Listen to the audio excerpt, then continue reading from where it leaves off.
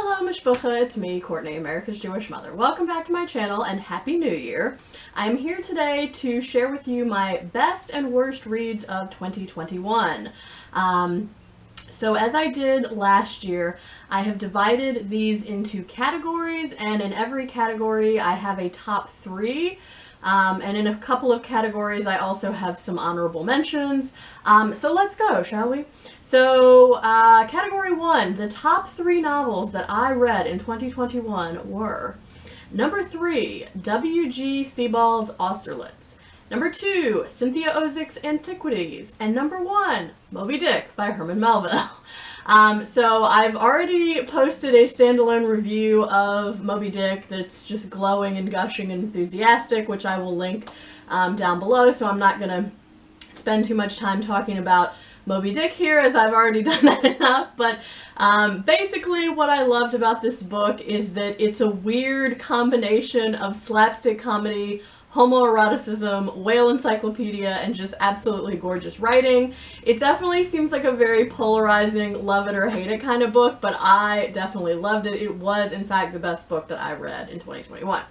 I would also like to add some honorable mentions here. So, Layla Lalami's The Moors Account was also a highlight of my reading this year, as was Olga Tokarczuk's Drive Your Plow Over the Bones of the Dead.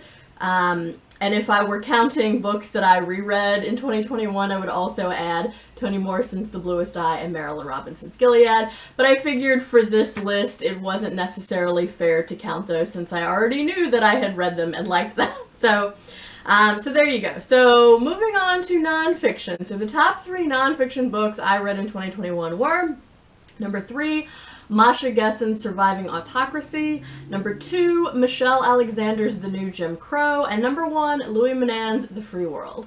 So I read The Free World over the summer. It was one of those project books that I dedicated, I think I read it over the whole month of July, and every day I read 25, 30 pages out of it, because it was over 700 pages, I think. And basically in this book, Menand talks about various figures during the Cold War period. And those are figures in a variety of subjects. So you have visual art, dance, music, literary theory, like general sort of criticism, etc., etc. So really a variety of fields, all of whom have an interest in freedom and kind of uprooting the foundations of their subject in one way or another. And most of these are American and or European artists, but I just found it a fascinating and really well-researched and compelling read. I think I said when I wrapped it up that I would give it more than 5 stars if that was a possible thing to do. So yes, that was the best nonfiction that I read in 2021. A couple of honorable mentions here to add: Jessica Godot's After the Last Border, which I read for the BookTube Prize. That's a really good narrative nonfiction about refugees in the and refugee policies in the United States. And Carol Leonnig and Philip Rucker's I Alone Can Fix It, which is about Trump's last year in office.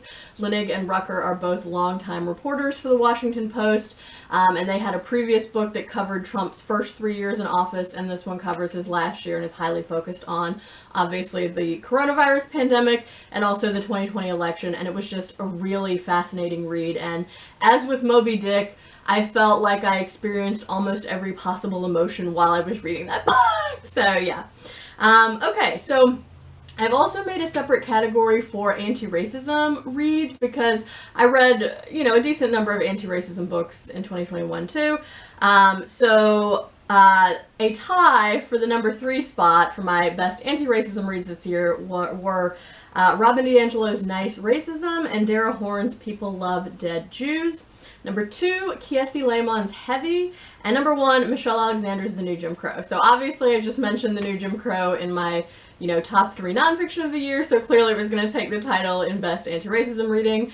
But yeah, it's just a really well done, well-researched, well-argued book, and even though I was not a skeptic who needed to be convinced of Alexander's main point about how mass incarceration in the United States has basically come to constitute in practice a new Jim Crow.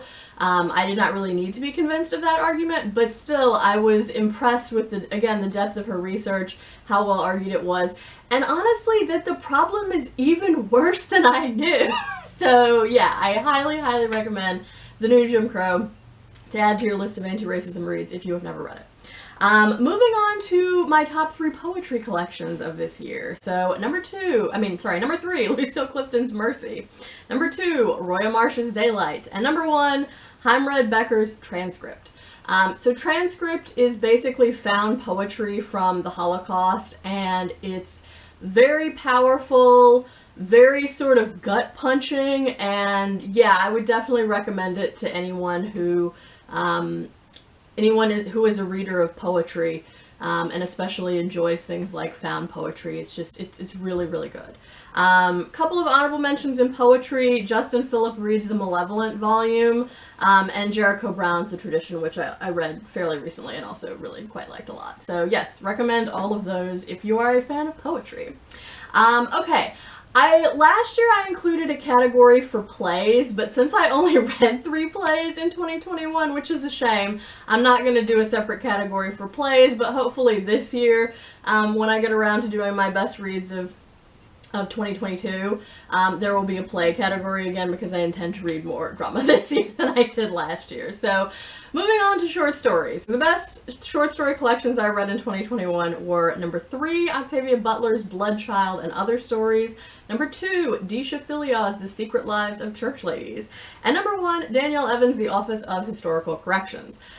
This was just a really good, solid short story collection. The stories were well crafted. They were thought-provoking. All of them had different elements to them, although there were also some common themes that came up, like a dying or deceased mother was the sort of common thread that recurred throughout them. But yeah, I just thought they were really well-crafted short stories, and I will definitely be interested to read more from Danielle Evans in the future.